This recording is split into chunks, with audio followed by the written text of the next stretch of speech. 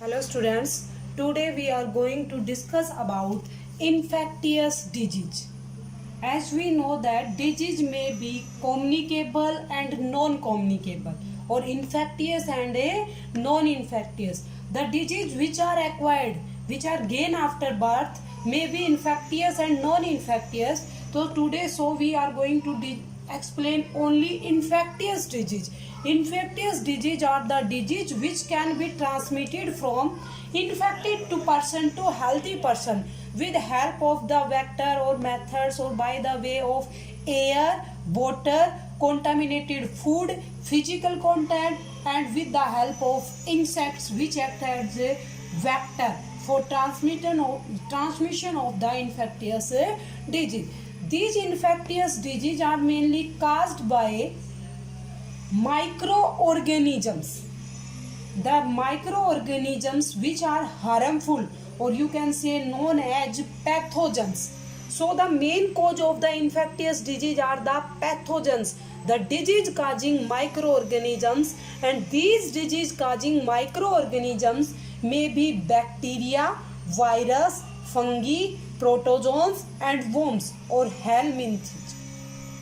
Now, bacteria causes the disease called bacterial disease, and the disease which are caused by virus known as viral disease. Disease caused by fungi known as fungal disease. The protozoans causes the disease called protozoal disease, and the worms causes the disease known as a helminthic disease.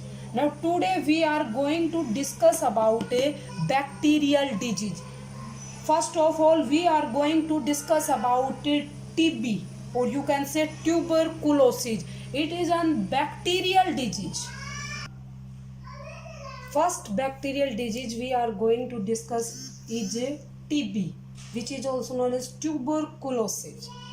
It is a bacterial disease. It is a bacterial disease caused by a bacillus-shaped bacteria known as Mycobacterium tuberculosis.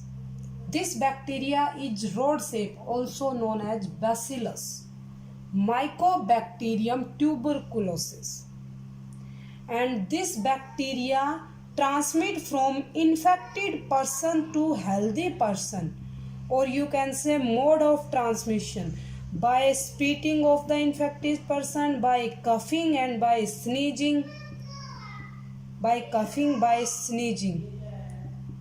or by using the contaminated material, clothes, utensils of the infected person. This bacteria goes in healthy person and becomes that a TB patient, causes infection in the person of the healthy person body. Now the symptoms of the TB, how we recognize the patient may have TB. First is persistent cough. The patient have persistent cough, regular cough, and the sputum containing blood comes out to the body. Afternoon fever means patient get fever for some time. Always remains tired, and their body weight continuously go on losing. Body weight become very less, and the loss of appetite. The patient have no desire for food because his appetite is completely lost. Appetite means bhook. And this Mycobacterium main targetive or effective organ on which this bacteria infect is mainly lungs. So the lungs are affected mainly in TB. Except lungs, it also affects adrenal glands,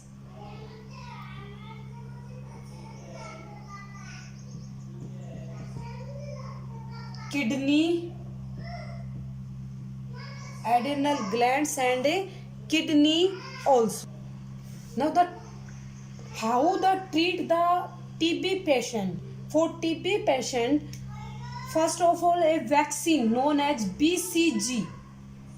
Name of vaccine is BCG. Bacillus calmette-guerin.